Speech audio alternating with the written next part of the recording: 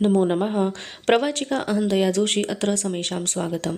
अधुना अग्रिमा कथा पठिष्यते अस्तु तर्हि आरंभं कुर्मः। खरंच सुख म्हणजे काय? सुख हे फुलपाखरू आहे, ते या फुलावरून त्या फुलावर मुरडत उडत जाते, ते फुलाफुलातला मध चाखते, पण फुलपाखराला कधी गरुड होता येते का? स्वर्गातून अमृत कुंभ आणायचा असेल तर फुलपाखरू ते काम करू शकणार नाही, ते गरुडाचे काम आहे. फुलपाखरू आणि गरुड, क्षणभंगूर सुख निराळे आणि अविनाशी आनंद निराळा. मी सुखाच्या मागे धावत सुटलो, पण सुख मिळूनही मला आनंद मिळाला नाही. आनंद कुठे असतो? त्याचा कुठल्याही शारीरिक सुखाशी काहीच संबंध नाही का? परमेश्वराचा शोध करता करता वेड्या झालेल्या यतीच्या पदरात शेवटी कसला आनंद पडला? मंदारने दाखवलेले ते स्मशानातले दृश्य, त्या ब्रह्मचारी तरुणाने कोणता आनंद मिळवला? नाही. मी 18 वर्षे जे स्वच्छंद जीवन जगलो त्यात कुठलीही चूक नाही. मी स्वतःवर प्रेम केले, केवळ स्वतःच्या सुखाकडे लक्ष दिले. यात माझा काय दोष होता? माणसाचे प्रेम काय केवळ स्वतःवर असते? अलकेचे माझ्यावरले प्रेम, माधवाचे माझ्यावरले प्रेम, कचाचे माझ्यावरले प्रेम, ही सारी प्रेमे काय स्वार्थी होती, निरपेक्ष नव्हती? आणि शर्मिष्ठा, तिचे माझ्यावरले प्रेम, तिने ही 18 वर्षे कशी काढली असतील? कुठे काढली असतील? रानावनात कुणाची तरी दासी होऊन ती जिवंत असेल की? माधवाबरोबर तिने पाठविलेला तो शेवटचा निरोप. शर्मिष्ठा सदैव हृदयात महाराजांच्या पावलांची पूजा करीत राहील. तिकडे ती रानावनात कंदमुळं भक्षण करीत हृदयात माझ्या पावलांची पूजा करीत असेल. आणि इकडे मी तिच्या पवित्र स्मृतीवर अष्टोप्रहर दारूच्या चुळ्या टाकीत आहे. तिच्या ओठांनी पावन झालेले ओठ कुठल्याही उष्ट्या ओठात बुडवीत आहे. असे का व्हावे? शर्मिष्ठेसारखे प्रेम मला का करता येऊ नये? कचासारखे संयमी जीवन मला का साध्य होऊ नये? वासना, कुठलीही वासना, हा काय माणसाचा दोष आहे? छे, वासना हा तर मानवी जीवनाचा आधार आहे. मग माझे चुकले कुठे? माझी वासना उद्दाम झाली.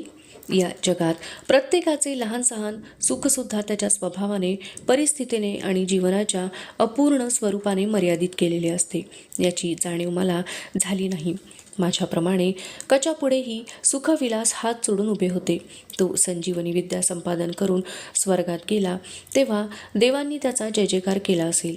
इंद्राने त्याला आपल्या अर्ध्या आसनावर बसविले असेल. अप्सरांनी आपल्या सुंदर कोमल काया त्याच्यावरून कुरवंडून टाकल्या असतील. पण तो होता तसाच राहिला. हे सामर्थ्य त्याच्या अंगी कुठून आले? कच काही जन्मतः विरक्त नव्हता. देवयानीवर त्याचे मनोमन प्रेम होते. त्याने स्वतःच्या सुखापेक्षा स्वजातीविषयीचे कर्तव्य श्रेष्ठ मानले. त्या कर्तव्यापायी प्रेमाचा त्याग केला. त्या त्यागाने त्याचे जीवन विफल, उदास किंवा निष्क्रिय झाले नाही. देवयानीच्या सहवासात मी संसार सुख अनुभवले. शर्मिष्ठेच्या रूपाने रम्य आणि उदात्त अशा प्रीतीचे मला दर्शन झाले. पण मी अतृप्त राहिलो, अजून अतृप्त आहे. आणि तरुणींच्या लुसलुशीत ओठातले अमृत ज्याने एकदाही चाखले नाही, तो कच तृप्त आहे. असे का व्हावे? कुठे चुकले माझे?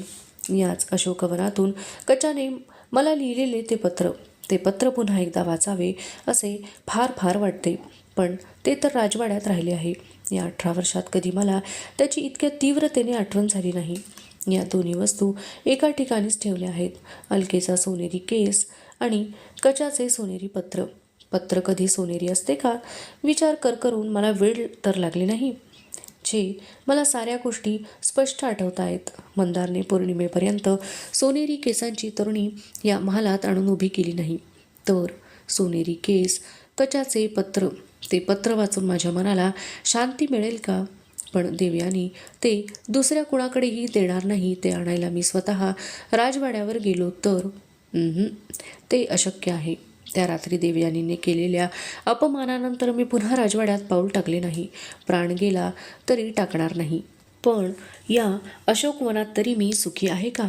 एखाद्या भुंग्याने सुंदर स्तंभ पोखरावा त्याप्रमाणे असह्य अनामिक अतृप्ती माझे मन सारखे अस्वस्थ का करीत आहे?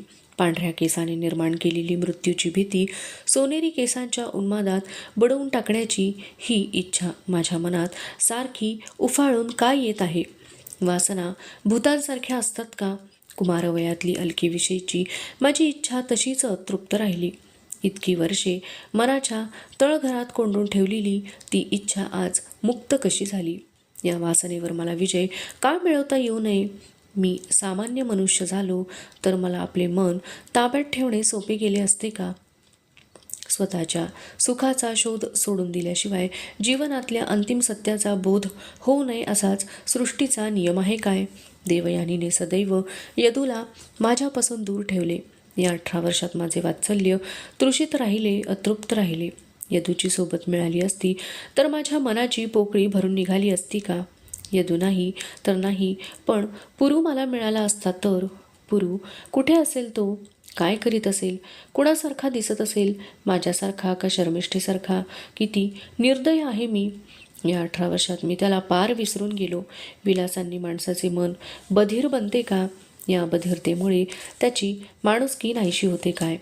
या यमुनेत जीव देणारी माधवी ही आगीत जळून मेलेली वेडी तारका या कशा आल्या इथं? या इथून पळून गेल्या होत्या ना? नाही, मी यांच्याशी क्रूरपणाने वागलो नाही. मी सुखाचा शोध करीत होतो, आंधळेपणाने शोध करीत होतो.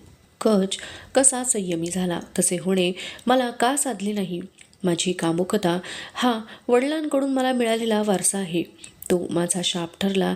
माझी सहधर्मिणी माझी वैरीण बनली. पण मी जीवनाच्या अनिर्बंध प्रवाहात तसा वाहत का गेलो? उलट पोहण्याचा प्रयत्न मी का केला नाही? वासना म्हणजे वर्षाकाळातील महापुराने बेफाम झालेली नदी. भावना म्हणजे आपल्या पात्रातून संतपणे वाहणारी शरद ऋतूतील निर्मळ सरिता. या दोघीतले अंतर मला 18 वर्षांपूर्वी कळले असते तर.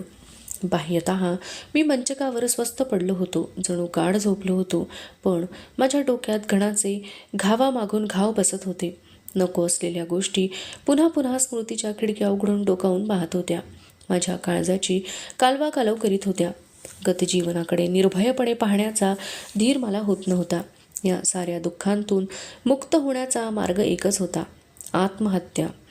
माझे अंग शहारले. लगेच माझे मला हसू आले. आत्महत्या करायला लागणारे धैर्य माझ्या अंगी असते तर ती मी 18 वर्षांपूर्वीच केली नसती का? मनाच्या या विचित्र उदासीनतेतून बाहेर पडण्याचा एक उपाय मला चिरपरिचित झाला होता. तो म्हणजे विलासातील सुखक्षणांचे स्मरण. ती स्मरणी मी हातात घेतली. माझ्या सुखाच्या प्याला सदैव भरलेला ठेवणाऱ्या अनेक आकृती माझ्या डोळ्यांपुढून जाऊ लागल्या. ही ती गोरी शेलाटी तरुणी. तिचा केशकलाप किती सुंदर होता. त्याच्यावरून हात फिरवताना माझ्या मनात आले होते, हा केशकलाप नाही, हिच्या मुखकमलाच्या आकर्षणाने जवळ आलेल्या भृंगांचा थवा आहे. माझ्या स्पर्शाने तो थवा आपल्या समाधीतून जागृत होईल, गुंजारव करू लागेल. ही ती सावळी पण सुरेख रमणी. ती मागल्या जन्मी द्राक्षलता होती काय? तिच्या ओठांवर नुसते ओठ टेकले तरी सारे शरीर मधुर रोमांचांनी बहरून जाई. ही ती लाजरी श्यामला. हिचे मुख वर करून चुंबन घेताना झालेला तो आनंद, ढगांनी भरून आलेल्या आभाळात मध्येच चंद्रकोर दिसावी तसा तो अनुभव होता. आणि ही ती धीट प्रसन्न प्रमदा. मदनाला ही प्रणय क्रीडेचे धडे शिकविण्या इतकी चातुरी होती हिच्या अंगी. अशा अगणित स्त्रिया आल्या आणि गेल्या. सुंदर कटाक्षांचे, नाजूक बाहुपाशांचे आणि रेशमी केशकलापांचे सुख मी खूप खूप लुटले. पण अजून सोनेरी केसांची तरुणी. आज प्रकृती बरी नाही का महाराजांची? मुकुलिका माझ्या उशाशी उभी राहून वाकून हळूच विचारित होती. मी डोळे उघडले. माझी अस्वस्थता न कळत माझ्या चिडक्या स्वरात प्रकट झाली. मी रागारागाने म्हणालो, मला उठवायचं कुणी? माझं प्रसाधन कुणी करायचं? कुठं होती तू इतका वेळ? ती भयभीत उत्तरली, वाड्यावर गेले होते मी. सकाळीच? हो, अगदी पहाटे उठून गेले होते मी. का? रात्री अमात्य फार रागावून गेले म्हणे इथनं. महाराणींना त्यांनी काय सांगितलं असेल नि काय नाही याचं भय वाटू लागलं मला. आम्ही गरीब माणसं, महाराजांच्या सावलीत सुखानं मीठ भाकरी खाणारी.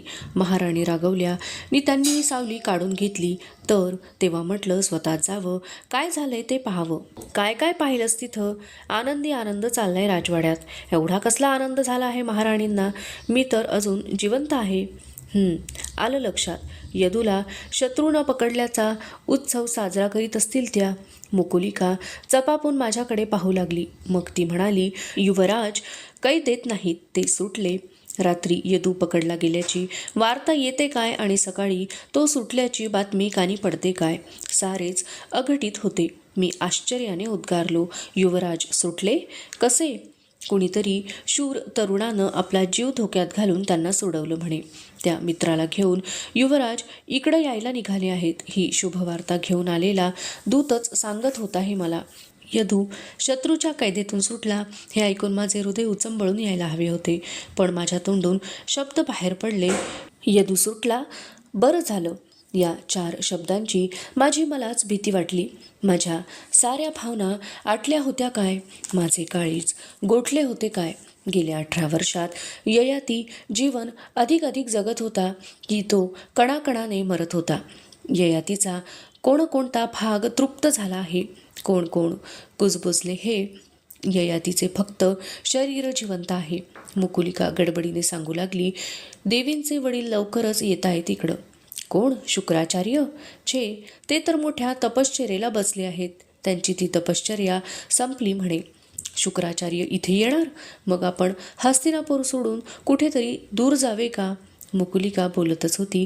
कचदेवांनाही बोलावणं गेलंय महाराणींचं. बोलता बोलता मुकुलिका अगदी जवळ आली आणि माझ्या कानात कुजबुजू लागली. युवराजांना राज्याभिषेक करायचं ठरवलंय महाराणींनी.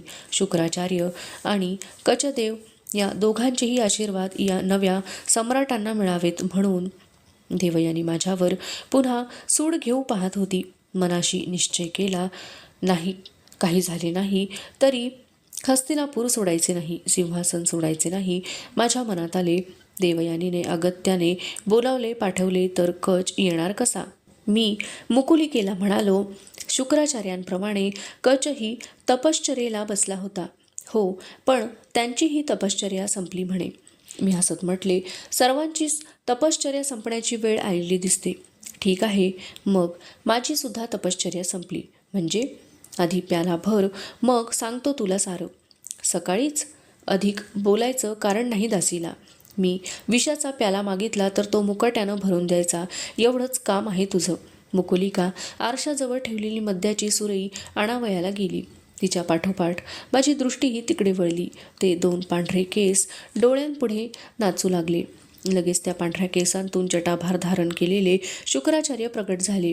त्यांचे डोळे खदिरांगारांसारखे लाल दिसत होते. मला त्यांच्या डोळ्याला डोळा देता येईना. त्यांच्यापासून दूर दूर पळून जाण्याचा मार्ग त्या काळ्या काळ्या समुद्रातल्या प्रचंड खडकांच्या कपारीत जाऊन लपणे एवढाच मार्ग मोकळा होता. मध्य हाच त्या मार्गावरला माझा परममित्र होता. प्याला तोंडाला लावीत मी मुकुलिकेला म्हटले, मी सोनेरी केसांची मुलगी महालात आली की मला जाग कर. तोपर्यंत मला झोपू दे, अगदी स्वस्थ झोपू दे. अवशिष्टा कथा अग्रिमे भागे पठिष्यते. अस्तु तर्हि पुनर्मिलामः. तावन्मङ्गलं भूयात्, शुभं भूयात्. नमो नमः. धन्यवादाः.